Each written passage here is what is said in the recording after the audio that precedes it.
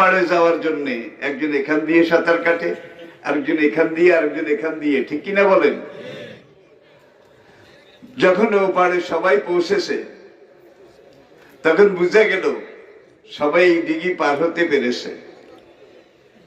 এখন যদি একজন বলে আমি যেখান দিয়ে সাঁতার দিয়েছি তুই আমার পিছে পিছে সাঁতার দিলি না কেন? দিঘিতে কি জায়গার অভাব আছে?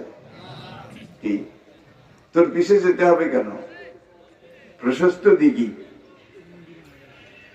কক্সবাজার সামুদ্রিক বন্দর থেকে 4টা জাহাজ একই সময় নোঙ্গর উঠালো, গ্রাফিক তুললো, তুলে ইঞ্জিন স্টার্ট করে শ্রীলঙ্কার উদ্দেশ্যে জাহাজ 4টা রওনা করলো একই সময়ে। প্রথম জাহাজটা কক্সবাজার থেকে সোনাদিয়া চ্যানেল, সোনাদিয়া